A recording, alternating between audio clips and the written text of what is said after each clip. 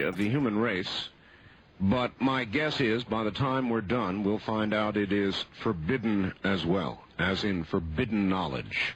Michael Cremo, or is it Cremo, we'll find out in just a second, has written a book called The Hidden History of the Human Race.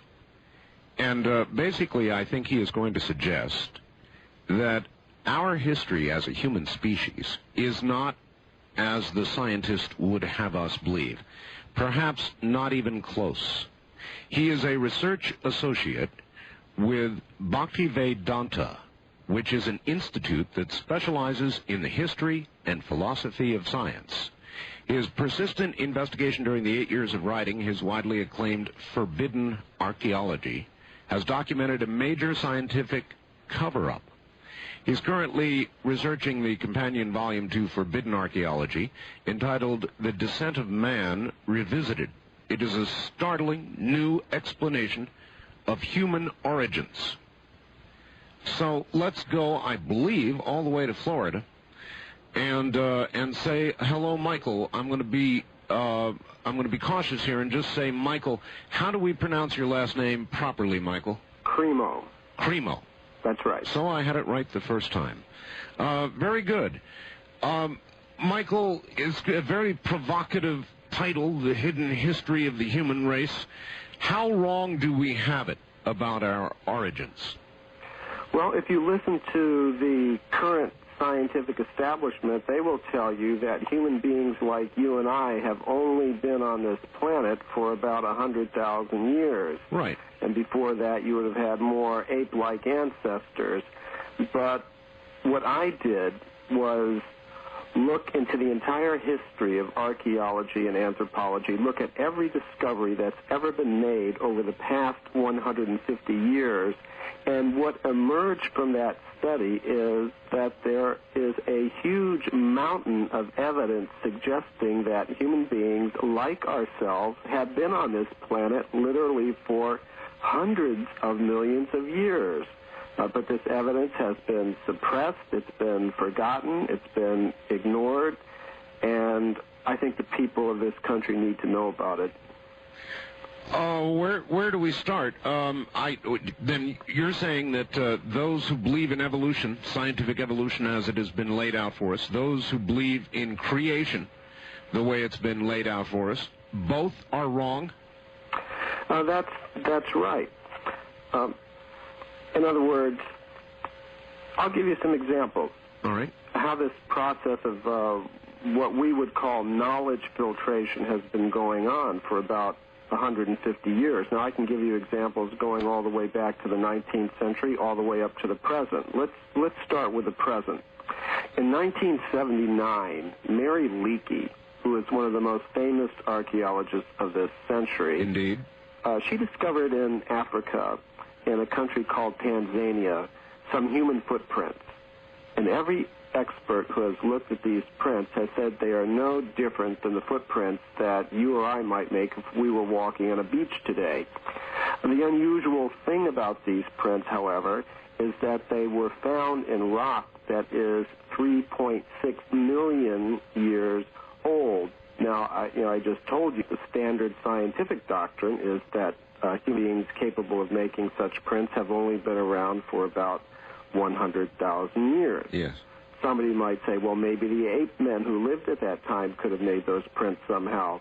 No, because the fossil foot bones from those ancient ape men are in the museums. They do not fit those prints because they had very long, curved toes. How do we know that the prints were made as long as you're saying, as long ago as you're saying they were?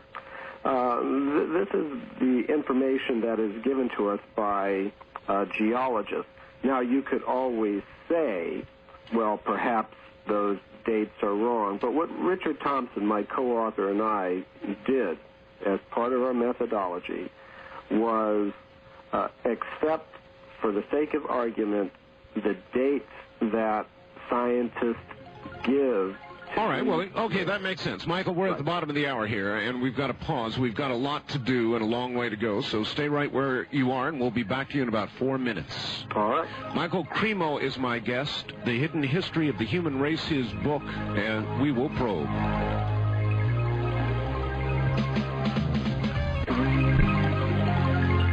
From the Kingdom of Nye, you're hearing Dreamland with Art Bell. To participate in the program, call toll-free 1-800-618-8255. 1-800-618-8255. First-time callers, area code 702-727-1222. Or the wildcard line at 702-727-1295. This is the CBC Radio Network. It absolutely is. Good evening, and Dreamland underway. Welcome. The Hidden History of the Human Race, the entire human race. Michael Cremo, you're back on. Hi. Hi, Art. Okay, Michael, it seems to me that if the history is not what the creationists say, and if the history is not what evolutionists say, scientists, then it seems to me there's a whole group of people out there, experts of all kinds, who would like to take you and grind you into little pieces. Am I about right? Oh, I mean, this book, The Hidden History of the Human Race, has been causing shockwaves in the scientific community. We had Richard Leakey, for example. You know Richard Leakey. Indeed. He says your book is pure humbug, does not deserve to be taken seriously by anyone but a fool. That's exactly the reaction I expected. I mean, and that's exactly what you would expect from one of the architects of this whole paradigm. But on the other hand, we do have some more independent researchers who are really cheering us on. Virginia Steen McIntyre, a geologist who had the misfortune to discover some of these unusual things, says this book is a real eye-opener, and that even she herself didn't realize how much evidence there really is out there. So we're getting, as I said, a lot of positive reaction and a lot of negative reaction, and I think that's what you have to expect from a book like this, The Hidden History of the Human Race. All right. I've got a little sheet from you, and it suggests some myths that we suffer with traditional views, one of them being that we evolved from apes. That is indeed the traditional view, is it not? Ape became man? Yes, it is. If you go to any natural history museum, you'll see those little displays, the little ape-like creature, and then a slightly bigger ape man, and then a bigger one, and a bigger one, and finally a human being right towards the end at about 100,000 years. That's right. That's what I've always seen. Textbooks, you look on the television specials, Walter Cronkite, Carl Sagan, they'll all be saying that. They'll all be repeating the standard dogma. But the actual facts that scientists have uncovered over the past 150 years simply don't support that. All right, well, let's say Michael Cremo were to set up a demonstration, a little demonstration of the same exact thing, except following what you believe to be the case. During that whole span, with all those little beings slowly becoming man, what would Michael Cremo's display look like? Well, we would have humans like us coexisting with these other creatures, just like today. You have human beings, you have apes, you have monkeys, and this will get us into a very interesting subject, but if you take very seriously the reports of the Sasquatch, the Bigfoot, the Yeti, yes, it would appear that even today we are coexisting with some of these ape-man-like creatures. Now, we don't say there were no ape-men. All right, now, does that mean Sasquatch, in your view, is the caveman simply reduced in numbers but still barely here? Could be a survival of the Neanderthals or the Homo erectus-type creatures. Now, I will say that in many cases, these creatures do seem to have some powers that ordinary animals don't. And this will get us into a whole other subject. But physically, the descriptions of these creatures appear to match the ape-man-like creatures we heard about from science. And I'll also say, now, Oh, you were mentioning I'm with the Bhaktivedanta Institute, yes, which is the science studies branch of the International Society for Krishna Consciousness, and we get a lot of our inspiration from ancient writings of different civilizations, for example, India. And in some of those ancient writings, you do find descriptions of human civilizations going back hundreds of millions of years on this planet. You also find descriptions of very primitive ape-man-like creatures who use stone tools. Mm-hmm.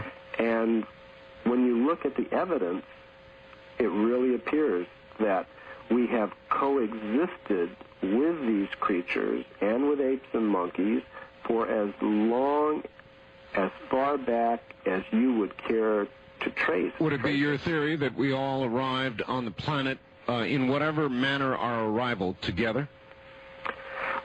Yes, that is what the facts actually suggest.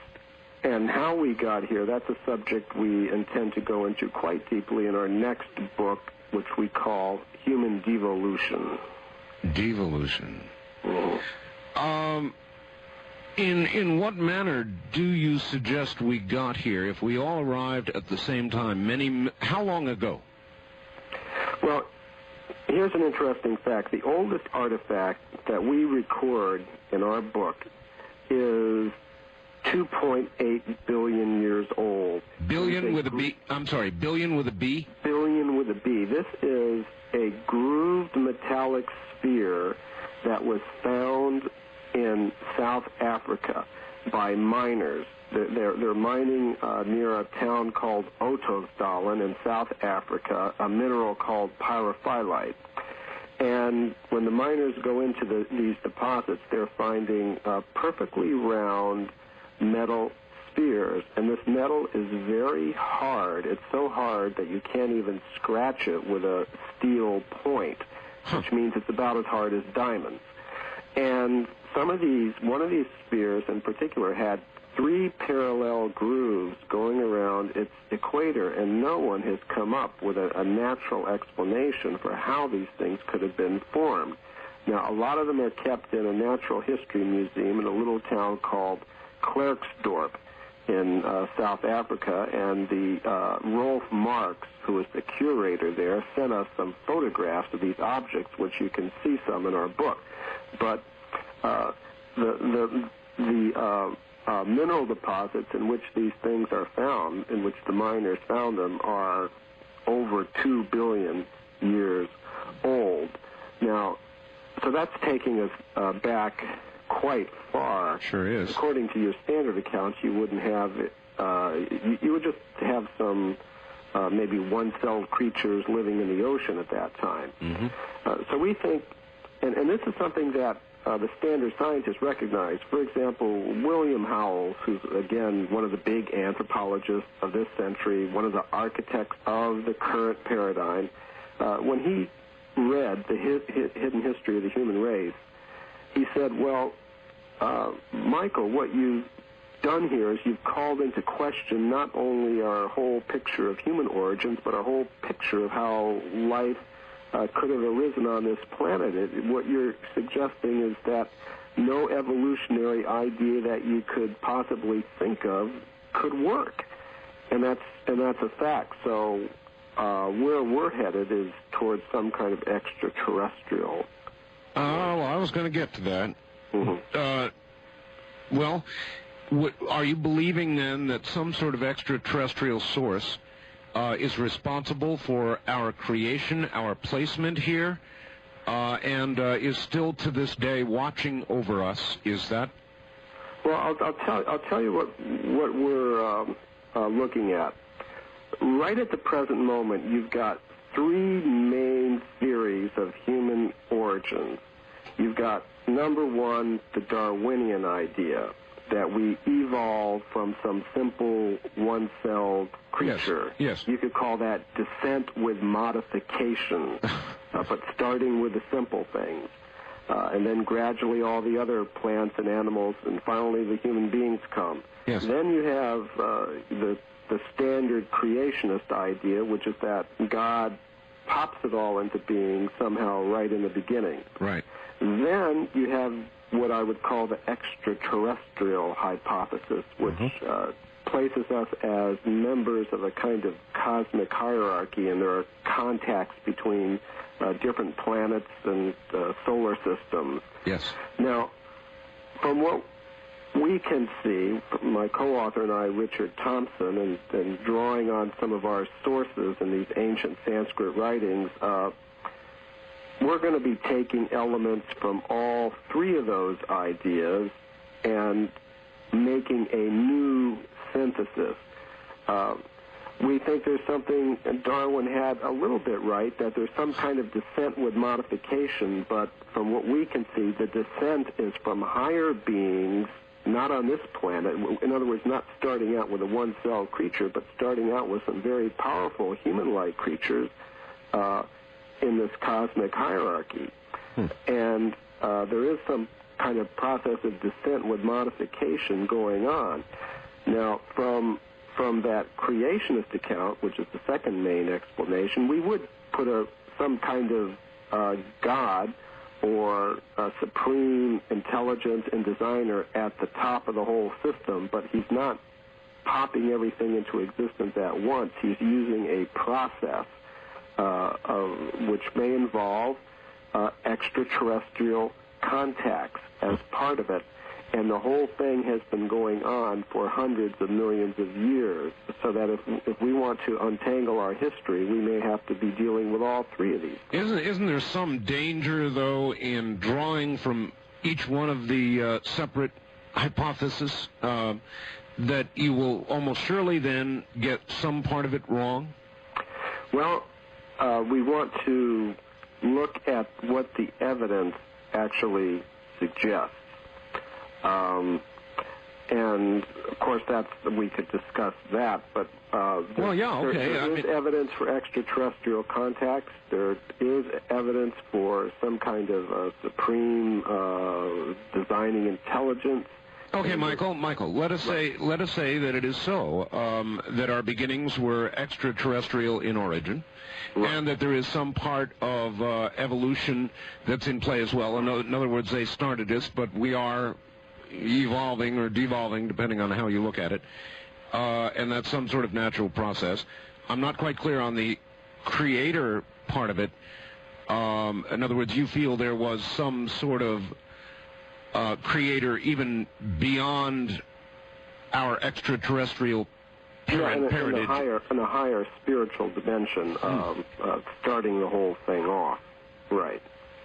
And this supreme intelligent being would be the source of what we would call a cosmic hierarchy of beings, which, if you look at what people have thought and taught down through history, they pretty much have this hierarchy where you have human beings on the terrestrial level, more powerful types of beings on a middle level, a celestial level, you might call it.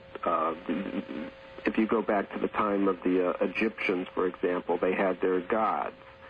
The Romans, the Greeks, the Australian Aboriginals, the American Indians, they all had this hierarchy of human beings, and then beings a little bit higher on the hierarchy with greater powers. Yes. What evidence is there for that?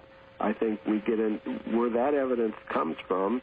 The physical evidence that we can see is the sort of thing that Linda Howe was talking about. That's exactly where I was going. A little bit earlier. This is showing physical evidence for creatures a little bit higher up. Okay, is that, in your opinion, evidence, then, that those who created us of extraterrestrial origin continue to monitor not just us, but the animals and all of their creations here on Earth? Yes, this process of descent with modification, as far as we can see, it involves a supreme being operating through these other creatures. You could call them extraterrestrials, angels, demigods, spirits, whatever you want to call them, but there's some process involved. It's not an instantaneous creation in the beginning. There was some kind of descent with modification going on, some kind of, you could call it, consciously directed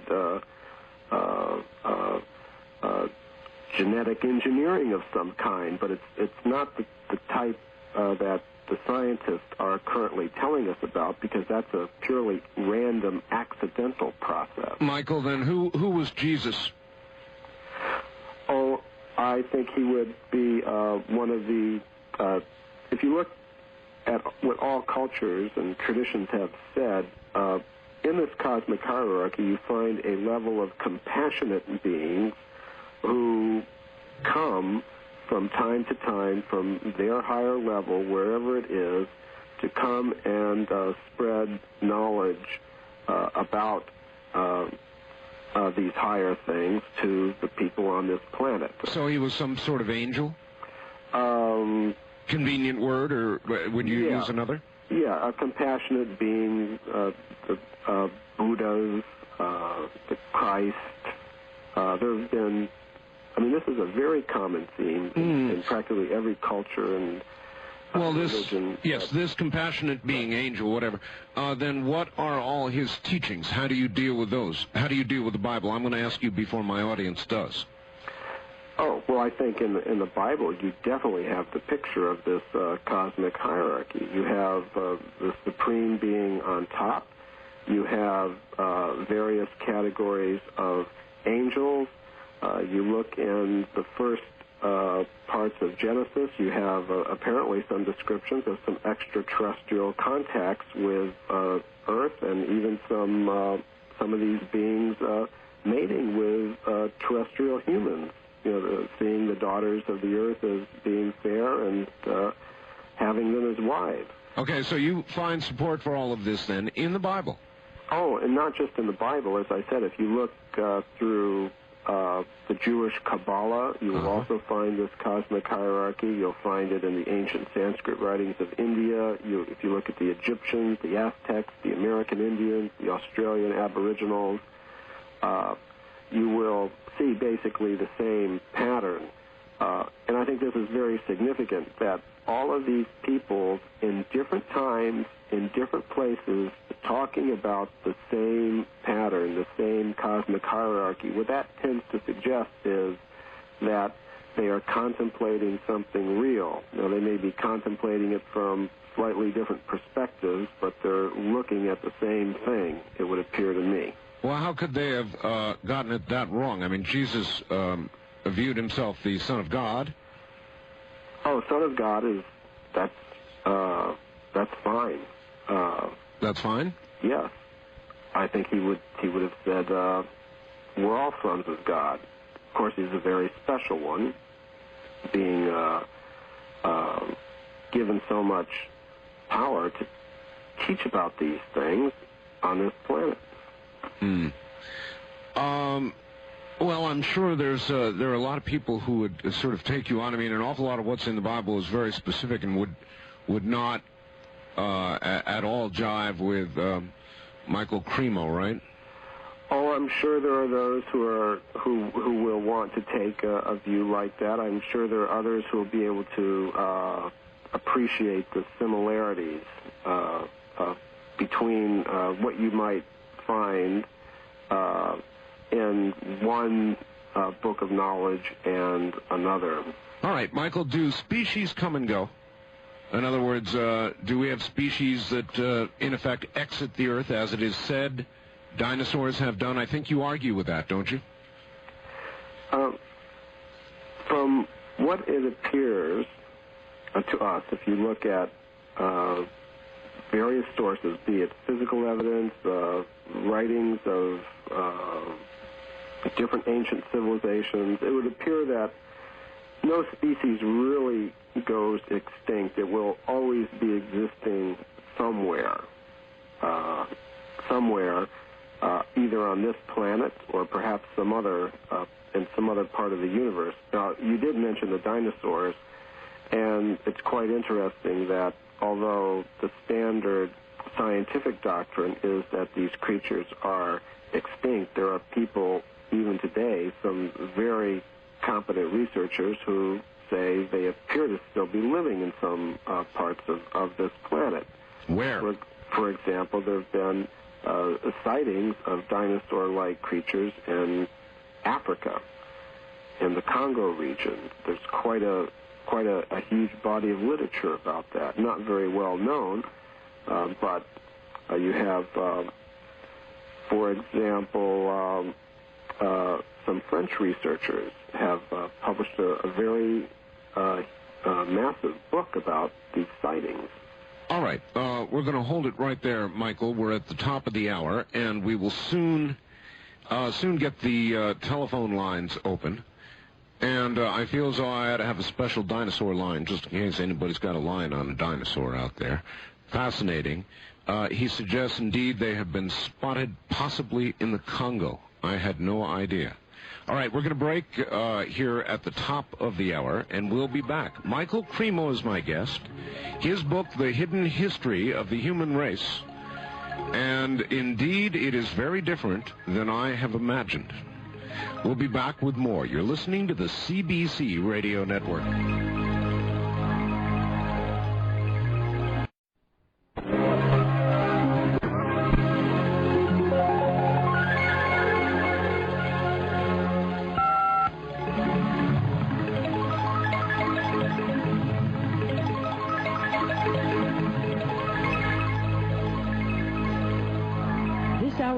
Was recorded for rebroadcast at this time. Please do not call. From the Kingdom of Nye, we continue with your calls on Dreamland with Art Bell. Call Art now toll-free at 1-800-618-8255. 1-800-618-TALK. First-time callers, area code 702-727-1222. 702. Once again, I am here, and a very good evening to you all. This is Dreamland. My guest is Michael Cremo. Michael has an intriguing theory, or actually he feels it's a lot more than theory, and we're going to get to some of the evidence here shortly. He's written a book called The Hidden History of the Human Race, and apparently quite a hit it is. Some of the evidence coming up. And Michael, just before we get into the evidence aspect, I've got a couple of faxes here that I would like to ask you about. One is from a great faxer named Doc Barry down in Phoenix. And the question is, how does the immortal soul theory fit into the author's cosmic hierarchy theory? It fits in very well. That would be a big part of it. And I would say the physical evidence for that would come in the form of the medical reports, well-documented medical reports of the out-of-body experiences, the near-death experiences, and also transmigration or reincarnation memories, such as those studied by Dr. Ian Stevenson, who is a psychiatrist at the University of Virginia. He studied thousands of cases of small children who report past life memories. Now, children, they can't go to the library and make up a very elaborate past life story. These children tend to report very ordinary past lives, and he's been able to document the previous incarnation of these children in hundreds of cases. I too find children to be very, very credible in these areas. All right, I hate to rush you, but we've got to do that. Here's another one. Is it possible that life has been brought to this planet numerous times, and like plants hot, we keep dying as a species? Our sponsors, the ETs, I guess, may not want to waste a perfectly good planet and have continued to recycle this place for millions of years. Good theory? Well, the part, I don't know that I could agree with every detail of it, but the first part that was mentioned, that we've got multiple origins on this planet. We didn't come just once. It's an ongoing process. That is something that I fully agree with, and I think the evidence supports it, especially if you look down through history at what different peoples have reported. You get a lot of evidence of different extraterrestrial contacts, different descents of human species on this planet. And I think I think that's very well supported by the evidence. And that's a good place to break into evidence. If I were to ask you, Michael, what is your best evidence? What is the evidence that supports your theory that man, along with other creatures on the planet, have been around so long? Give me the best stuff you've got. What would you give me? Right. And I think we really have to pay this attention to the evidence, because if we're going to an alternative explanation to the evolutionary doctrine that is now so dominant, we have to show that that theory is not supported by the evidence. Otherwise, why even talk about these alternatives? So let's look at some discoveries that were made by some California gold miners back in the gold rush days. They were digging tunnels thousands of feet into solid rock in the sides of mountains. Now, I've talked with geologists in the state of California, and they say that this rock in these mountains is at least 10 million and as much as 50 million years old. Now, inside these tunnels, these miners were finding human skeletons. They were finding obsidian spear points. They were finding all kinds of human artifacts. These were collected together by a man named J.D. Whitney, who was the state geologist of California at the time, and he wrote a massive book about them, which was published by Harvard University in 1883. Now, my question is, why don't we hear about these anymore? Why aren't they on display in the museums? That's right. They were suppressed. The evidence was suppressed. There was a very powerful anthropologist named William H. Holmes in Washington, D.C., at the Smithsonian Institution, that institution that's still there on the Mall in Washington, D.C., and here's what... And I might add, Michael, in the business, in my view, of distorting or trying to even recent history with respect to World War II, but that's another story. Oh, right. But you can see there's a whole history of how that distortion goes on. So this is what this Dr. Holmes of the Smithsonian Institution said to Whitney out in California. He said that, and the exact quote's in our book, but this is a good rendition of it. He said, if Dr. Whitney had understood the theory of human evolution as we understand it today, then he would have hesitated to announce his conclusions, despite the imposing array of facts with which he was confronted. In other words, the facts don't go along with the theory, then the facts have to go, and Dr. Whitney has to go, and the artifacts have to go. So there you had some very good evidence showing you had human beings up to 50 million years ago in California. Going back a little bit further, we had in 1862 a scientific magazine called The Geologist that told how in Macoupin County, Illinois, which is right here in the United States, at 90 feet deep below the ground in coal, in a layer of coal that was below 2 solid feet of slate rock, an entire human skeleton, no different than ours. In other words, not an 8-man skeleton, but a skeleton no different than ours was found in the coal there. That it just seems impossible that this could have happened, and I realize where you're going with respect to then the age of that being, obviously, but it seems impossible to me that the traditional scientific community could either suppress, ignore, or lie about evidence of this magnitude. Well, it does happen, and it's still happening today. We shouldn't be so surprised that evidence can be kept secret. For example, we find that governments they can keep secrets. Well, I know that's true, Michael, but the origins of the human being, it's such an important question that you would think that even scientists with egos regarding previously established theories would not be blind to really significant evidence like a skeleton in coal. Now, how are they able to just dismiss, and how can they call themselves scientists if they do? Well, I just gave you the example of this William Holmes of the Smithsonian Institution just bluntly dismissing a huge body of evidence, human skeletons, tools, all kinds of things, from California, just because it went against the idea of human evolution. Well, he's but one scientist. A lot of power, a lot of prestige, a lot of money is involved in all this. There are some of the big foundations, like the Rockefeller Foundation and the Carnegie Institution, are involved in this. So you're saying governments are involved in this. We see that basically this idea of Darwinian evolution is being enforced on the American education system by the full power of the United States government through its judicial system. In other words, the scientists have got the United States government suppressing this evidence. Now, this is and preventing it from being taught in the schools.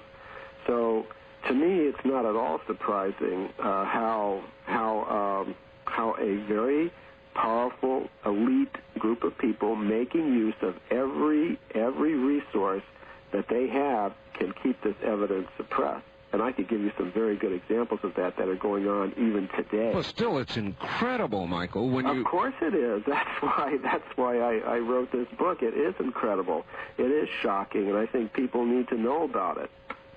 But it is saying that all of these organizations and all of these scientists, instead of being devoted to a search for the truth, you're charging are devoted to maintaining a cover-up. That's right. And this is going on in many areas. Well, I can tell you a person that I know personally who was a victim of this kind of treatment. It's Virginia Steen McIntyre, a geologist who was working with the U.S. Geological Survey. Now, in the 1960s, some anthropologists went down to Mexico at a place called Huayatlaco, which is near Puebla, which is just near Mexico City. And they uncovered some human artifacts there, some advanced stone tools. And when the anthropologists dig up something like that, they want to know how old it is. So what they do is they call in a geologist. Right. Because the geologist can tell them how old the strata of the earth were in which those things were found. So they called in Virginia Steen McIntyre of the U.S. Geological Survey. Yes. And she and three of her colleagues dated that site with 4 different methods, and each of the methods gave an age of about 250,000 years, which is unusual for 2 reasons. First of all, no human being should have been in existence 250,000 years ago, anatomically modern human beings like us. Indeed. And what to speak of in Mexico, because the standard idea is that human beings didn't come over to the New World until about 20,000 years ago, when the Indians supposedly came over the Bering land bridge up in Alaska from Siberia and wandered down into America. Yes. So to have this evidence at 250,000 years in Mexico was shocking. Now, the anthropologists, they were shocked because it would ruin their careers. They were expecting, we'll get a date. So Virginia Steen McIntyre, she decided she was going to stick with her dates. Now, here's what happened to her. She couldn't get them published. She couldn't get the reports published. She was labeled a maverick and a publicity seeker in her profession. She lost the teaching position that she held at an American university, and finally she was forced out of her job, and she couldn't work as a geologist again. So what did she do? Change it all? What did she do? No, she still maintains. She is still sticking by her guns, and she and I were both actually on a show called Sightings a couple of weeks ago. I know Sightings, of course. Right, and she's trying to get that message out.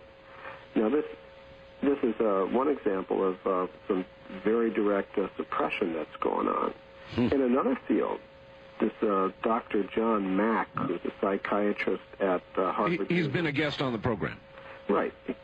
Now, here's what's happened to him recently. We've received some communication from his attorneys who have told us that of course, you know what he does. He has investigated yes. reports of alien abductions of people under hypnosis. And Harvard University has convened a secret academic committee, and the report that this committee is delivering has said that he is acting irresponsibly as a scholar. Really? And his attorneys say that this report will be used to attempt to take away his tenure and perhaps even to institute a malpractice suit against him. Oh, I'm so sorry to hear that. No, this is, it's like the Galileo case all over again. So when we hear that, well, science is an objective process, I take it that he will. There is some procedure in place to give Professor Mack an opportunity to defend the legitimacy of his views and research. Correct? That's correct. And what procedure is that? He has until, according to the communications I saw, he has until March 15th to offer a defense, and I think researchers around the country who are sympathetic to him are being asked to write to the administration of Harvard University in support of him. I'm so sorry to hear about that. I'm so sorry to hear about that. I thought we had taken a step forward, and this sounds like one, maybe two, to the rear. Yes, Art. And this is, these are the things that convince me that it isn't so hard to see why evidence that goes against the standard views can be suppressed in other areas as well. It's a pretty good example, all right, and I'm sorry to hear it. All right, I would like to begin taking some calls, if you would. Boy, that's really shocking news about Professor Mack. When did you get that news? This arrived in the mail a couple of months ago here at our offices, and it was directed to my co-author, Richard Thompson, who is the author of a book called Alien Identities, which deals with UFO questions. Mm-hmm. All right, let us begin taking a few calls, Michael. On west of the Rockies, you're on the air with Michael Cremo. Good evening. Good evening, Art Bell. This is Ed. I'm in Larkspur, California. Hello, Ed. A very good evening to you. I've been very interested. I've been following your program off of other stations and it got shifted off of KSFO. I picked you up in my car. I don't have a phone there and I can't get it in my house, but that's where I'm calling you from. I understand. My friend, I have something that perhaps you'll laugh. But about a year ago, I came across a series of books beginning in 1982, published by a credentialed person in Southern California who is a transcriber. The astounding thing about it is, and I'm shaken to even tell you this because I don't expect it to be believed, but there has been in print now since 1991 something called The New Revelation of the Lord Jesus Christ. It is 760-odd pages in quotes. It's not a channel job. All right, can you give us a brief idea of what it is about? Yes, sir. It starts with the premise that the spiritual progression in what is known as the multiverse, universe, planet Earth, everywhere, is now such that a direct revelation can be put into plain English instead of the language of correspondences that is used in the Bible. Because at that time, humanity and much else was in its infancy and had to be told, like, don't touch this radiator. It was or else and no explanations. The astounding thing is that it sets forth, in quotes, as I say. Gotta hurry here. Yeah. Okay, it sets forth the whole history of the human race, of humanity in general, its place, the extent and degree to which our guesswork has been nothing much more than that. And it confirms that we are a splice job and probably 9th or 10th or 15th one down the line. All right. Are you aware of this, Michael? I've heard similar things. I'm not aware of that exact book, no. All right. Well, all I can say is you should, sir, share the source with us. We're at the bottom of the hour. So please feel free to share the source, fax or write to me.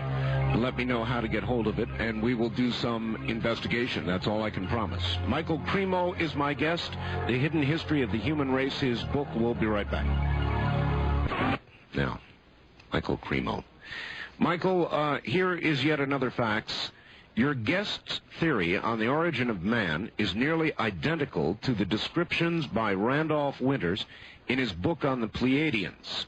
That's from from John in Richland, Washington. Now, Michael, does that sound familiar to you? Do you know about Randolph Winters? I'm not familiar with all the details of his idea.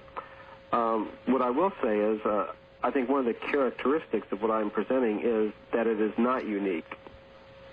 As I've said, it's something that you will find mentioned in channeled communications. You will find it mentioned in this idea of the cosmic hierarchy, in, as I said, practically every cultural and spiritual tradition that's ever existed. How much credibility do you give to channelers, Michael? Well, it all depends. Practically every communication that we have from higher dimensions, you could say, is in one way or other channeled. Now, you may call it divine inspiration or the Holy Spirit speaking through someone, but I think channeling as a phenomenon, as a way of getting information from the higher levels in the hierarchy, is a very well-established fact. Now, what may be coming through those channels, I think we have to, judge, because sometimes you may be getting disinformation. I think this happens in many of the UFO communication. Well, it happens in all related fields, I'm sure. Right. Michael, I'm sure. West of the Rockies, you're on the air with Michael Cremo. Good evening. Good evening. I have two quick questions. All right, where are you? Tacoma, Washington. Tacoma, all right, go ahead. Okay. Earlier, your guest said that we've been, as humans, existing on the Earth with all the creatures, including Bigfoot. Yes. And I was wondering what he thinks of some of the stories that I've heard about Bigfoot in connection with UFO sightings. All right. Yes, well, I was alluding to that before. I was saying that we can't consider these creatures simply to be just sort of like big apes. They seem to have, some of them have powers that go beyond what normal animals would be expected to have, and there is indeed quite a literature on reports of these creatures in connection. Well, as long as we're on the subject, Michael, you keep taunting me with that powers. They seem to have powers. For example. Well, it's very unusual that none of them have ever been captured. So you mean powers of eluding hunters? Right. Powers for eluding hunters. Also having been cited in connection with these UFO objects. Also, if you look at traditional accounts from the American Indians of these creatures, and they tend to manifest some mystic powers, as do many of the other animals that may be mentioned. Okay, well, with respect to the UFOs, I guess it would make sense, Michael, that they would keep track of one species, or Bigfoot, along with human beings who have been abducted, and animals that we consistently hear are abducted for one reason or another. So if your theory, if one accepts your theory, then it would make sense that UFOs would monitor these creatures as much as they might monitor us, only there would be far fewer of them. So I guess all that would make some sense. East of the Rockies, you're on the air with Michael Cremo. Hi. Hello, this is Jack from Charleston, South Carolina. Hi, Jack. Hi, I wanted to ask your guest if he knows the air date of the sightings program that he said he taped a couple of weeks ago. That's a good question. And that show, I'm sorry, that show has already aired. It aired this past winter. I forget what day it aired. I usually check. It's already been on the air. All right, already been on. I will mention, however, that I'm now working on as a consultant for one of the major networks for a television special. I can't reveal too much about it, but it'll be coming out in the fall. All right. Also, I want to ask quickly, I went to tell someone in my house what you were already talking about, and it came back, you mentioned about something about too bad about Professor Mack. Is that John Mack, the one who did alien investigations? Right, what yes, were you sir. saying about him? Well, okay. I hate to have to go over it again, but basically, Harvard is challenging Dr. Mack's credentials and area of investigation, and there's going to be some hearings or something. Is that about right, Michael? That's right. Yeah, the charge is that he's been acting irresponsibly as a scholar in suggesting that there may be some actual truth behind these stories of alien abductions. So there you are. Wildcard Line, you're on the air with Michael Cremo. Good evening. Hello, this is Fritz from Phoenix. Yes, Fritz. Well, over and over again, there's one mystery that baffles mankind for so many years, and I'm sure every one of you listening, these radio audience here, is aware of it, that the Yeti or the abominable snowman, Sasquatch, or the Bigfoot definitely has a connection with UFO. In my opinion, they're all under the umbrella of the extraterrestrial presence, and they were brought here to our planet for whatever reasons. Michael, can you accept that? Well, that is Michael's theory of how we got here. I would say that we all have an extraterrestrial origin if we trace it back far enough. All of the creatures on this planet, and it may be quite a complex series of events that led to all of the creatures on this planet being placed here. I wonder why the extraterrestrials decided to put so many varieties of human beings here. Any thoughts on that? Well, it would appear that now, from ancient Sanskrit writings, we learned that there are 400,000 human species scattered throughout the universe. So we may and it would appear also from the UFO literature that there are many types of aliens. There are the standard grays, there are the so-called Nordic type. It would appear there you also have a variety.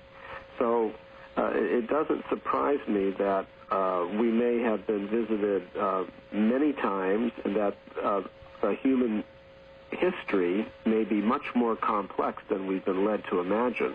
Michael, when you stick with simple archaeology, when you simply challenge traditional scientific theories regarding how long we've been here and how we developed, it seems to me you're on one ground.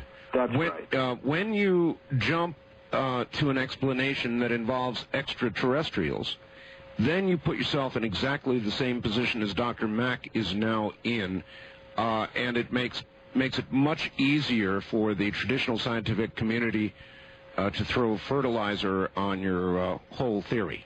Yes? Well, they'll also try to object to even the archaeological evidence, as you were suggesting earlier. Well, I know, but they hardly even have to bother with that, Michael. If, given what you've given them, I mean, it makes it easy for them, doesn't it?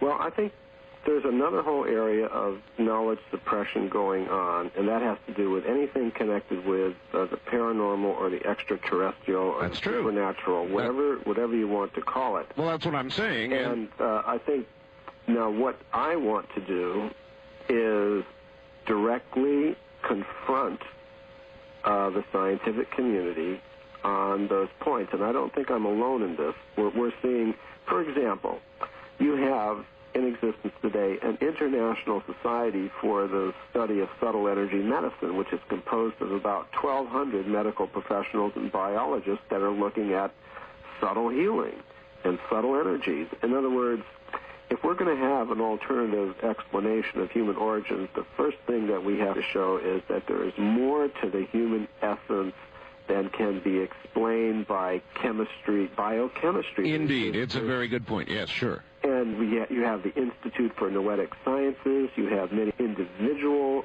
scholars who are courageously investigating these things.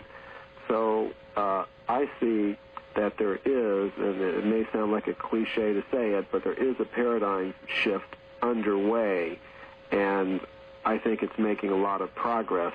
Well, I thought so too, but hearing about Professor Mack makes me wonder.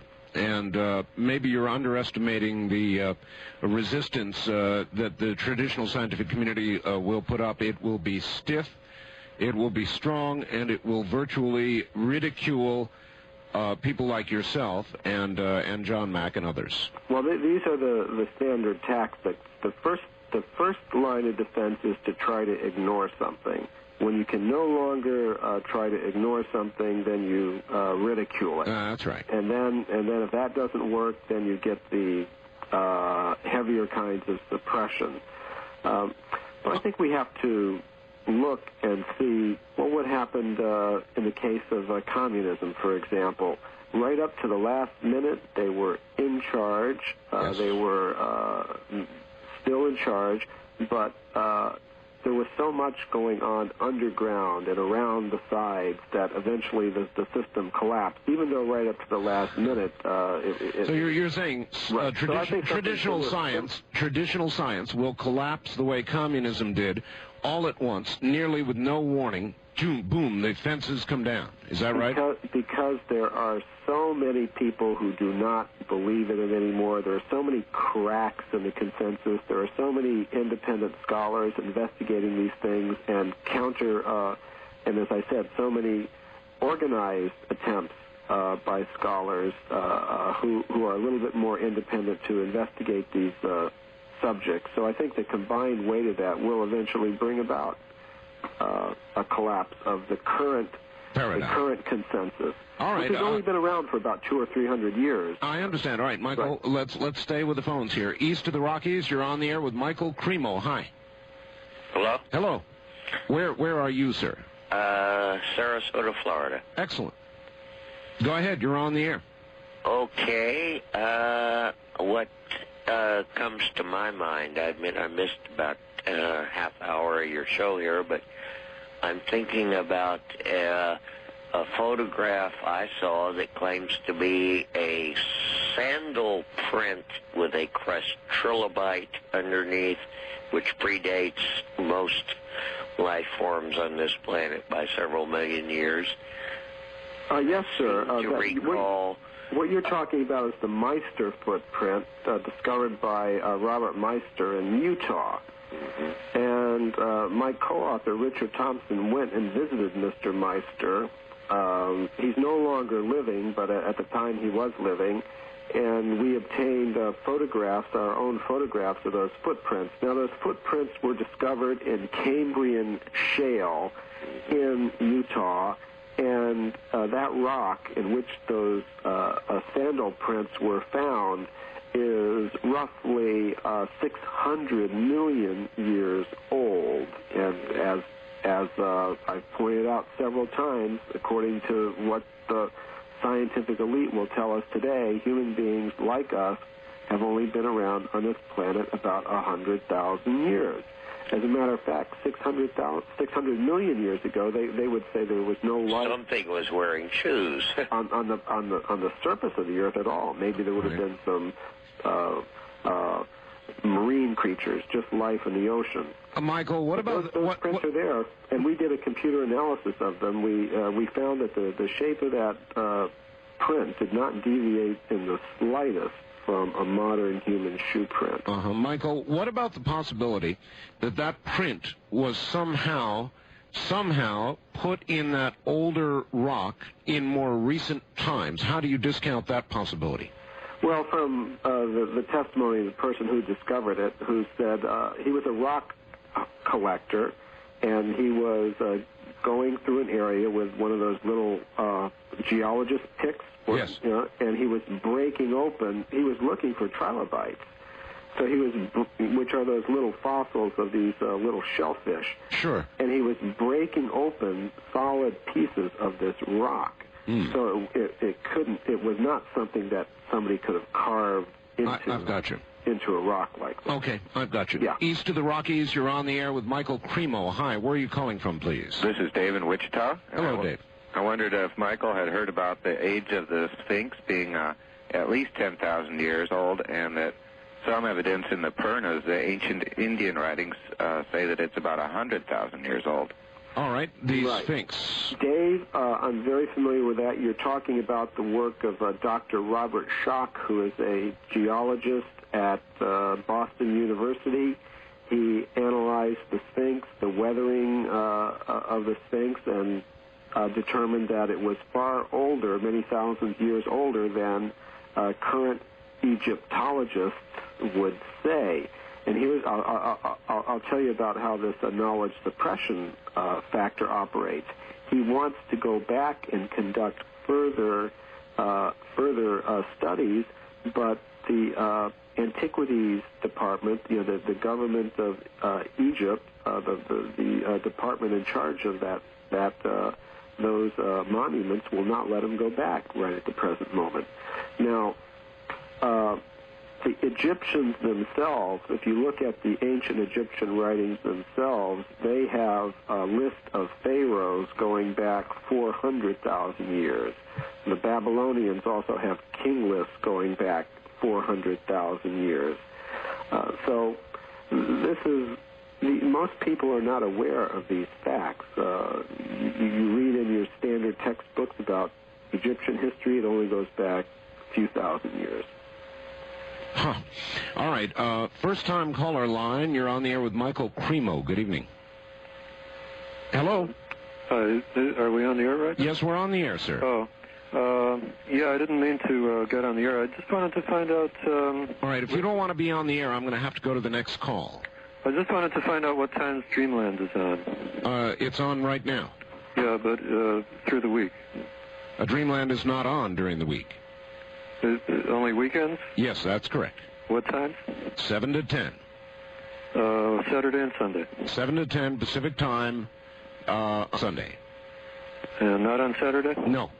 Okay. All right, thank you. East of the Rockies, you're on the air with Michael Cremo. Hi. Yeah, good evening, Art. My name's Ed from Albuquerque. Yes, sir. I have a question to ask him. He's familiar with Scientific American publication, isn't he? Yes, I am. Yeah. About 4 years ago, there was an article that was written about the genetic study that was trying to correlate orangutans back to humans, and the study concluded that this wasn't feasible, but the genetic study put man all the way back 150,000 to 200,000 years ago, and the origin took place somewhere near Egypt. And this was a very, very precise scientific study. And when they were ready to release their findings, they found out that Japan had done exactly almost identical, similar study. And the data, was very, very comparable to one to the other. And it stated that they didn't know how man started, and they were kind of tongue-in-cheek by calling it Eve as a starting of origin of man, 150 to 200,000 years ago. And this was done on a very, very scientific genetic basis. Could you answer on that, please?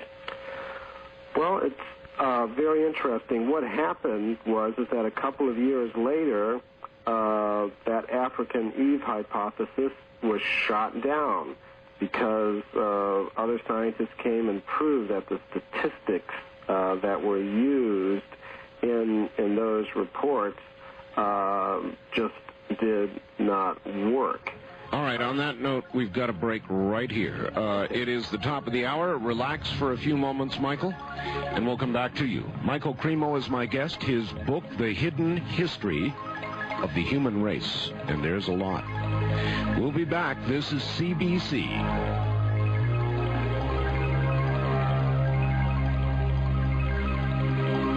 Hot Talk.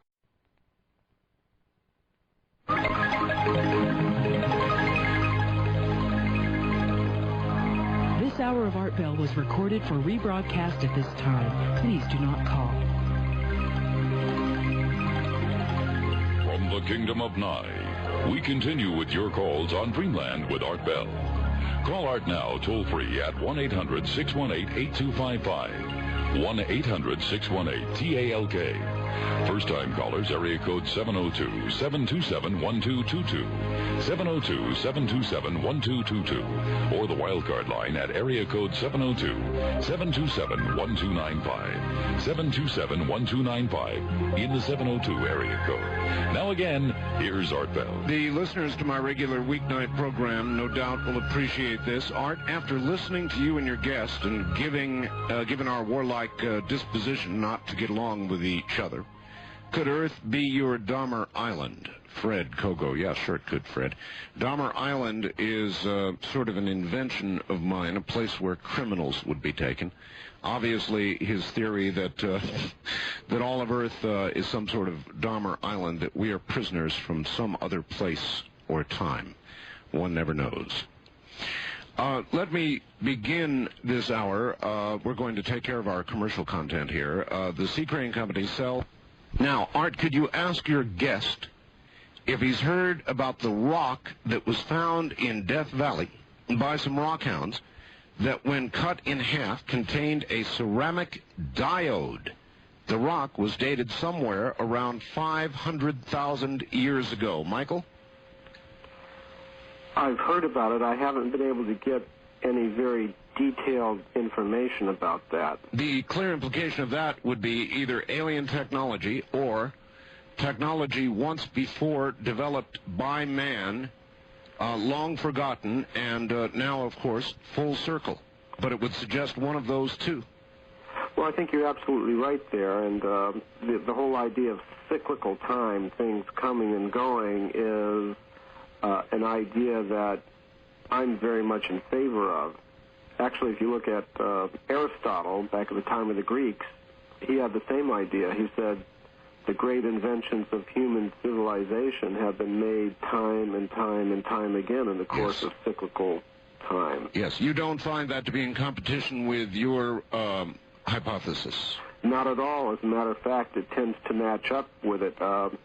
What we find, if you look at the entire history of archaeology and anthropology, is that you've got a very bewildering mixture of advanced artifacts and simple things, human bones and ape-man-like bones, all mixed up going back hundreds of millions of years. And this is really what you would predict if there were a kind of cyclical pattern to this whole process that we're involved in. All right, back to the phones. On the wildcard line, you're on the air with Michael Cremo. Hi.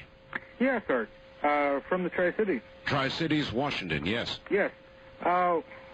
There's an anagram for some of these different, for these artifacts. Artifacts at a time or something like that. I've read several books about this. The gold chain found with 2 lumps of coal at either end. And like an art school in France where you could see where somebody had made correction lines and stuff. And there were normal people wearing trousers and shirts with buttons and stuff like that. I was wondering if he had heard about any of this. Yes, I have. Of course, that anagram you're talking about is oop arts, out-of-place artifacts. And the gold chain, I've got a case of that in the book, The Hidden History of the Human Race. Michael, how do they generally dismiss what you're calling oops art? How do they dismiss it? How do they dismiss out-of-place artifacts? Yeah, that's right. I mean, do they call it fantasy of people at the time, or what? Well, in many cases, this has been so effectively suppressed that they hardly even know about it.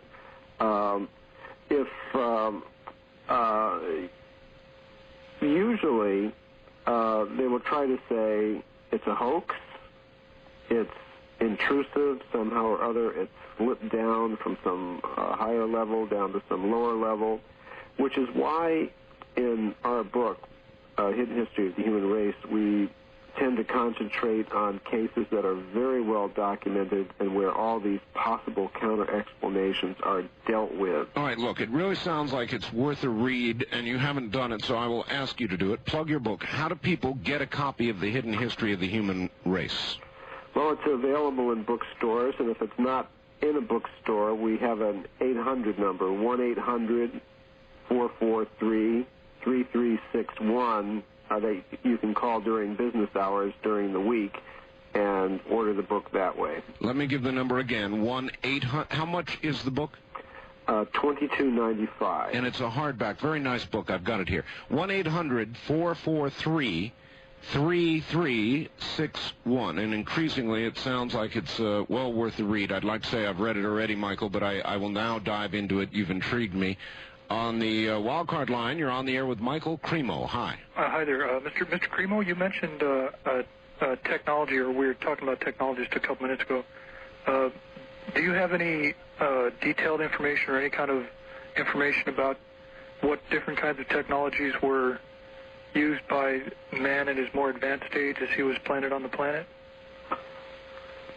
From the reports that you get from many ancient writings, it would appear they had some very advanced technologies. Right. From the ancient Sanskrit writings of India, you find what are called vimanas, or spaceships of various kinds. Right. We've actually got reports from coal mines of polished stone walls being found in coal mines 2 miles deep underneath the ground. So from varieties of sources, whether we're talking about archaeology or ancient writings, it would appear that civilizations in the very, very distant past may have had technologies superior to those of today even.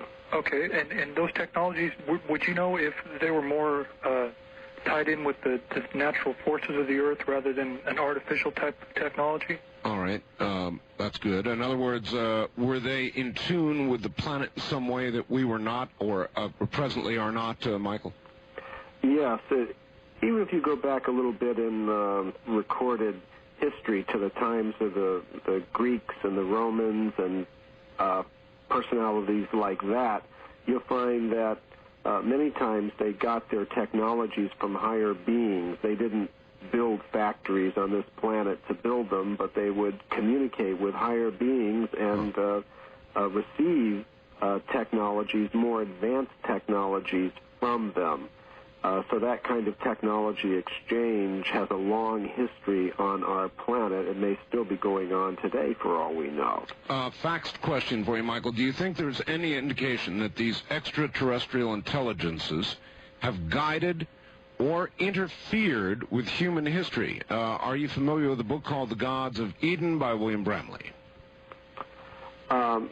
That is a very common hypothesis. I think you'll also find it in Zachariah Sitchin and others. Yes. Where I might disagree with some of these accounts is that it's been going on much longer than they would suppose. In many cases, they tend to accept the standard idea of human evolution as it's printed in the textbooks, and then say at some fairly recent point in time you have some alien intervention that resulted in our human species as we know it today with our advanced civilization. Could you give me a couple of examples of where you think they may have interfered, in effect, with human history? Oh, if you look at the whole history of the human race, you'll see many accounts of divine interventions. Practically, the origin of every religion on this planet is attributed to some kind of intervention from some extraterrestrial source. All right, well then, here's a hell of a question for you, Michael. Okay. If everything went to hell in a handbasket in Russia, which frankly is very unstable right now, with, as you know, at least 30,000 deliverable nuclear weapons, and somebody over there went out of their mind and did the unthinkable and launched their weapons against us, if there would ever be a moment for intervention, that would be it. Would you think the launch and the war would be successful, in other words, in ending the human race, or would there be intervention? It's a very good question, Art. Yes. And I think this is something that comes up all of the time. I think there's something pretty much of a cosmic paranoia when we're confronted either with the type of event that you've described or the fears of what different kinds of alien beings might do. Michael, what I would say, this is where the cosmic hierarchy comes into being. Right. Well, let me add to it, Michael. Any species-threatening event, let's say that Ebola Zaire became airborne and it threatened to end the species. Same question. Would there be intervention prior to a species-threatening event? In the case of any particular event, I couldn't say, but in general, in the ultimate sense, the forces in the cosmic hierarchy are at the top good, they're well-wishers to us, and in the end, in the final analysis, the powers of good that are watching over this whole hierarchy will prevail. And I think even now they are limiting the influence of elements in the hierarchy that may not be so benign. And I think this is something we can all take comfort in. All right. Wildcard line, you're on the air with Michael Cremo. Hi. Hello, Art Bell. This is Roy from Everett, Washington. Yes, sir. I'd like to ask Michael if he's seen any evidence of Atlanteans in his work. Ah, Atlantis. Yes, Michael. Your view on that? Yes, of course, Atlantis is familiar to us from the ancient Greek writings as a sunken landmass that was previously inhabited by a race of people who had some advanced civilization. In the ancient Sanskrit writings with which I'm familiar, there are also descriptions of sunken landmasses that were previously inhabited.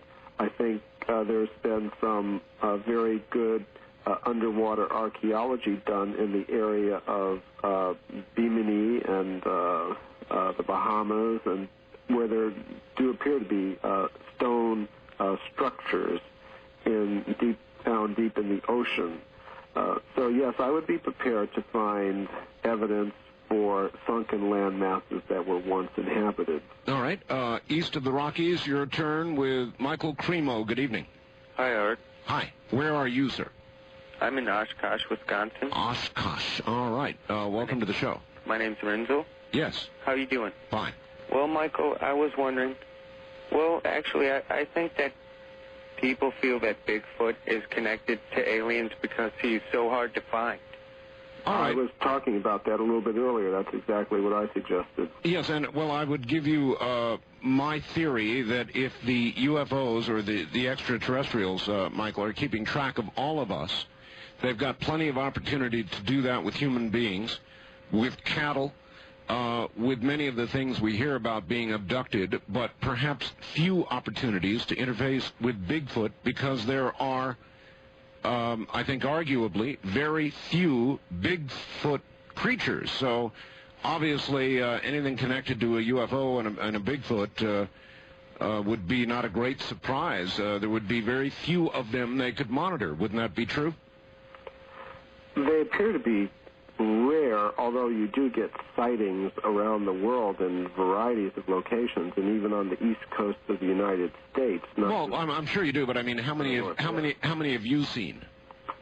I have not seen any myself. Same deal with me. So at least they've got to be fairly rare. Right. Uh-huh. All right. Wildcard line, you're on the air with Michael Cremo. Hi. Yeah, I'm calling from Kogo. Yes, sir. And, okay, Mr. Cremo. Yes. From what I understand, okay, you're saying that, extraterrestrials have been coming down and affecting the evolution of man or actually creating man? Very, very good question. It's a, as I was suggesting towards the beginning of the show, I think we are part of a cosmic hierarchy of beings, originally spiritual, and we've come down from an original position, original higher dimensional spiritual position, and we've been placed in a position in this hierarchy. And the way that we've gotten here is that we've been given bodies by beings higher up in the hierarchy by a process of reproduction. In other words, these beings higher up in the hierarchy, from descriptions you find in various ancient writings and also from evidence that we can see today, have bodies made of more subtle elements than we do. All right, I'm trying to listen. By a process of reproduction. Yes, I'm trying to listen very, very carefully to what you're saying here, Michael. Are you saying that we were created by those beings? In most senses. Well, our bodies have been, in other words, there's a process of reproduction that's going on. If I could say one thing, the problem I have, we have vestigial parts in our body, like a tailbone, an appendix. I mean, useless stuff to us as Homo sapiens. And another thing, too, if man's been around this long, why isn't there a fossil record of actual bodies back, 500 million years ago? Well, but there is, according to Michael Cremo, right, Michael? Oh, that's, we were talking about that human skeleton found in the coal mine in Macoupin County, Illinois. We got in touch with the Illinois Geological Survey, and we asked them, well, how old is the coal in that mine? And it's over, it's 300 million years old. So we do have, skeletons going back that far. And as far as these similarities with other creatures, that might just be a good design process where you start with a template and then you simply modify it to get different creatures rather than building each one up from scratch. I think that's a very common thing in engineering and software, computer software. You don't try to invent the wheel every time, but you start with some template or model and vary it slightly. So you might expect to find, if you do have, say, as the ancient Sanskrit writings say, 400,000 types of human beings. So we would simply then, in essence, be the Rembrandt work of some greater intelligence, some extraterrestrial intelligence. We would have been the final grand work to date of that intelligence, correct? That may be giving too much credit. I'd say the higher. Okay, Michael, I'm sorry. We're at a break point. We'll be right back. This is CBC.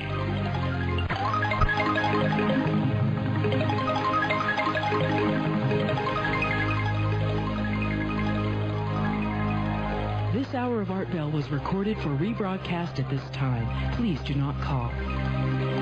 Well, on May 13th, we're going on vacation. Going to Hong Kong, China, into Red China, if you'd like to come along on that side trip, then Bangkok, and then back home. The whole thing will last about 8 days. Unfortunately, it is now on a space-available basis, which means you call the number I give you if there is any space left, or if they can find any, or if they have a cancellation, they will get you in. It's the name of the game. It's getting late. So if you would like to come along, I'll be there. My wife will be there. Bob and Sue Crane will be there. A lot of people are going to be there. If you'd like to come along, call 1-800-633-2732. That number is good at, I think about 8 o'clock in the morning Pacific Coast time. 1-800-633-2732. My guest is Michael Cremo. His book and his theory, The Hidden History of the Human Race. Actually, he represents it really as more than that, because he says he has evidence of man being far, far older than anybody else can guess. And we'll get millions of years, or even hundreds of millions of years, or even billions of years, and we'll get back to him in just a moment. The human race has been around for over several million or billion years. Would it be out of the realm of possibility that we achieved advanced space travel before?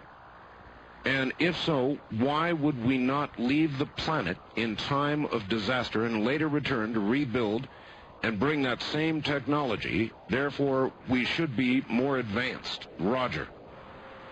in Sparks, Nevada. He's saying, why haven't we been back? In other words, if there was an earlier civilization that achieved space travel and went somewhere else, why have we not been back? Well, I'd say to Roger, this has to do with the whole idea of cyclical time.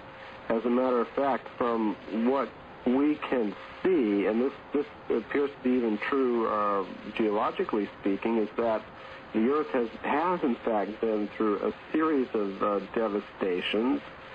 We find this mentioned in many ancient writings, including the ancient Sanskrit writings of India.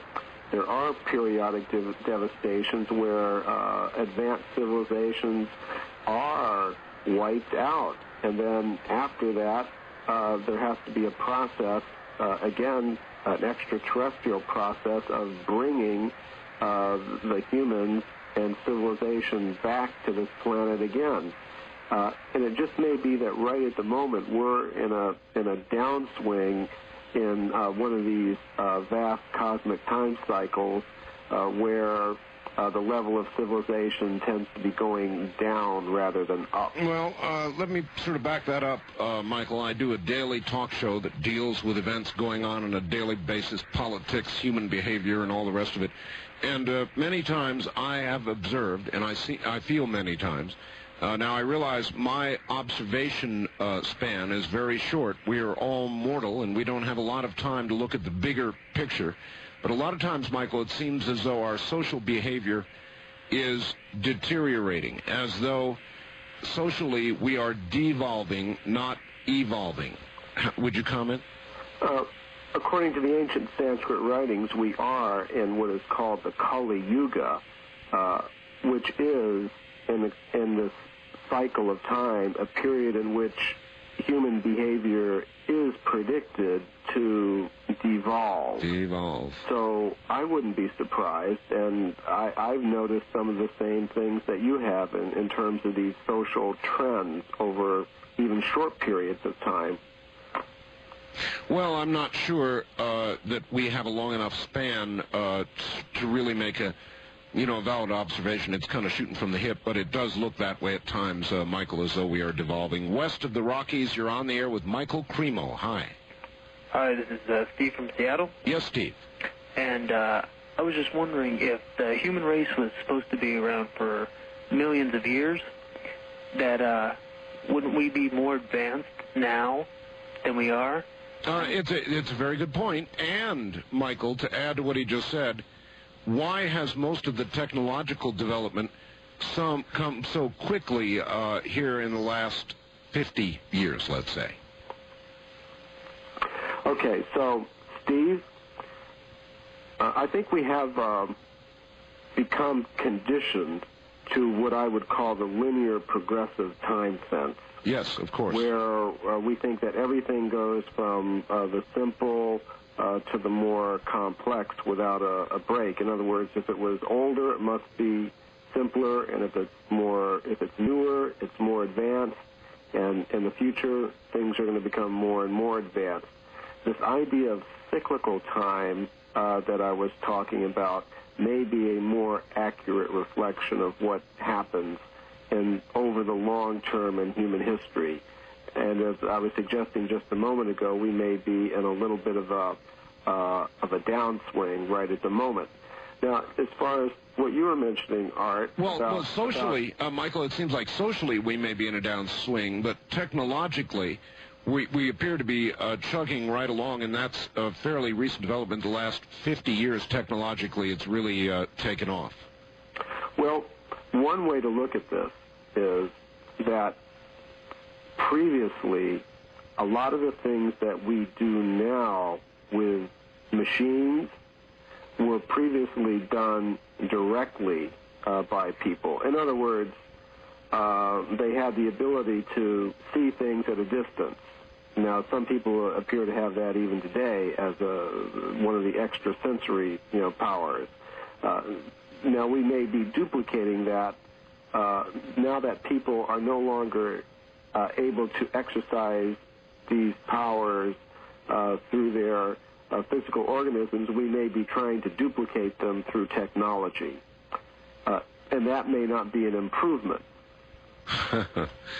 It seems as though the powers we have, for example, to precognition is a good example. I've had one example of it myself, Michael, an experience of precognition. I definitely knew an event was coming. There's no question about it. Only one in my whole life. I've talked to other people who have had similar events. Is this a talent once held, now only occasionally to rise to the surface, or is it a talent we are now developing for the future? It appears to be, if you look at the broad sweep of human history, even as it's recorded in our history books, that these powers were apparently much more common in previous ages. And if you look towards the beings that are a little bit higher up in the higher cosmic hierarchy in human beings, they seem to have these powers to a degree that we can only imagine. So it would appear that now we are in a condition where these powers, which are natural on one level, have become weakened, but they could be developed again. Okay, wildcard line, you're on the air with Michael Cremo. Good evening. Hello. Hello. This is Roy in Everett. Everett, Washington. Hi, Roy. That's right. I'd like to ask Michael Cremo if he believes that the mammals of the sea were brought from outer space. All right. The mammals of the sea. Roy, I think all the living things on this planet have an extraterrestrial origin ultimately. And this is an idea that the ancient Greeks had as well. For example, you had Plato talking about forms, ideal forms of all creatures originally existing on some higher dimension, and they're projected somehow down to this dimension and given physical form. Let me throw a little. So I think we've got to look off of this planet for the origin of all the species, whether we're talking about the mammals in the oceans or the ones walking around on the land, and I think there are all kinds of extraterrestrial contacts that have taken place. Okay, let me throw a little monkey wrench maybe in all of this. Okay, Michael, how would you account for new species? Not only do some species, according to scientists, become extinct, but there are new species that appear on the planet. Now, are these carried down by our extraterrestrial friends, or are they just a product of nature and the evolution of mammals and all matter on this earth? In other words, how did these new species get here? On the wider cosmic scale, from the information that I've gathered from various sources, including the ancient writings of various countries, including the Sanskrit writings of India, is that there is a fixed number of species, numbering in the millions on the universal level, and these may be imported to the Earth that we know on different time scales. In other words, somewhere, all of the species are always existing, but at any particular time and place, only some of them may be visible to us. And through what means do they arrive here? Sometimes by extraterrestrial means, sometimes by, you might call it, intradimensional means. It gets you to a whole area. We may not even be able to penetrate all the regions of this Earth. That is something that we've heard down through history. For example, the Hopi Indians say that they've come up from 4 different levels below the Earth. In other words, there's some subterranean regions there that normally human beings and animals can't penetrate. So there may be dimensions even to this Earth that we're not able to penetrate, and perhaps some of these creatures enter and leave the world of our experience from these nearby regions. Dimensional portals. Right. All right, east of the Rockies, you're on the air with Michael Cremo. Hello. Hi, my name is Nick. Yes, I live Nick. in Rockton, Illinois. Yes, Nick. Well, Michael, I tend to disagree with you. I think it's obvious that evolution happened by itself. Look at dogs and cats, and what's a hyena? You know what I'm saying? There's no animal, there's no plant. I would say that plants and animals evolved from one being that I would call God. And art, I love we might your show. not have a disagreement if we see what the process is. If you're talking about,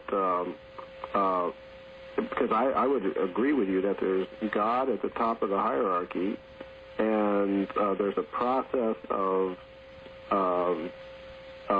descent with modification by which, from one generation to another, all the creatures that we're familiar with on this earth, including ourselves, have been produced. Now, but that's not the kind of evolution that you'll find described in Bible, in the textbooks, the Darwinian textbooks, or Darwinian or the Bible. So it argues with both. And I take it, caller, you're uncomfortable with that. Well, I'm looking at The Sex Contract right now by Helen E. Fisher. Have you read that? I haven't. If you could tell me about it, I'd like to hear it. Well, it's very informative. I like it a lot. It's kind of feminist view of how evolution went, but it's about sex as it went and how we evolved. But it basically, what I think is that if you look at chimpanzees and gorillas and orangutans, in the regions they are today, you would see that the orangutans are near Asians, and the chimpanzees tend to be more like white people, and gorillas more like black people. And if you look at, say, Asians today and Indians, American Indians, and then look at Eskimos. Well, I've never heard it quite suggested that way. That's very interesting. How would you respond to that, Michael, that there appears to be that connection to some of the major racial variations on the Earth today? Well, first of all, I don't accept that we have come from monkeys or orangutans or gorillas. The fossil evidence, the actual physical evidence that we document in our book, The Hidden History of the Human Race, shows that simply we've coexisted with these creatures for millions and millions of years. There's no physical evidence at all that we've evolved from them. So right from the start, I would have to respectfully disagree with the hypothesis being presented. I am curious, Michael, see if you can answer this straight out. Okay. Do you find more fanatical resistance to your hypothetical, or I guess you could even suggest the evidence of the evolution of the human being? Do you find more exception to it from the scientific or religious community? It's very interesting that I've been finding that I've been able to go all over the world, and I've been able to make these presentations to, I've been on Christian radio shows and television radio shows, and I find they're very receptive to the fact that I disagree with Darwinian evolution. Okay, the question again, from which camp do you think you find more stringent objection, scientific or religious? The most objection I have been finding is from those who are in the mainstream scientific establishment. That is where the most opposition that I have encountered has been coming from. I would imagine that would be true because at least your theories involve a concept of creation that the religious folks might be able to be more comfortable with than the scientific people. I see. All right. First-time caller line. You're on the air with Michael Cremo. Hi. Hi, this is Joe up in Reno. Hi, Joe. And it's a pleasure to call you, Art. I listen in every now and then whenever I can. And Thank you. I have a thought on this. We're electrochemical devices. We're perfect androids, biochemical computers, if you really look at us in a big picture. Sure. And the electro being the spirit, the android, the movement, the device that moves around is the chemical. Who knows where it goes in stores, maybe in the ozone layer or whatever, but you could see how things could be, spirits could be implanted or beings could come into us through something like that. It's a very tangible and logical way, and I wondered if Mr. Cremo had any experience in dealing with it in that logic. All right, it may be the last answer we have time for. Go ahead, Michael. Yes, Joe, I think you mentioned something that's very important.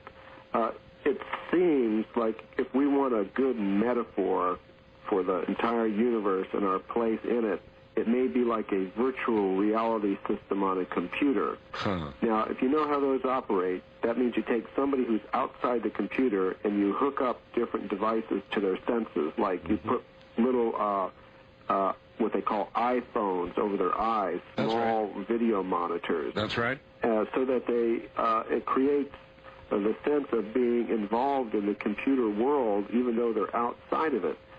So in one sense, you could say that the person is being implanted into the virtual reality system inside the computer. So I think you're mentioning soul, and I think what we really are is we are souls who have been implanted by some system into a virtual reality. All right, that is where we're going to have to end it, Michael, very quickly because we're out of time. Where can they get your book? The book is available by an 800 number, 1-800-443-3361. It's also available at Barnes & Noble and other book chains. All right. Michael, it has been an absolute pleasure having you on the program. Art, it's been a pleasure for me as well. Hope we get to talk again sometime. Thank you, my friend. That's Michael Cremo and his version of the hidden history of the human race. To get a copy of this program, call 1-800-917-4278. That's 1-800-917-4278. Thank you all, and we'll see you again next Sunday at 7 Pacific Time. From the high desert, good night, everybody. This has been Dreamland, a program dedicated to an examination of areas in the human experience not easily nor neatly put in a box. Things seen at the edge of vision, awakening a part of the mind as yet not mapped. Yet things every bit as real as the air we breathe but don't see. Please join us again next week at this time for Dreamland.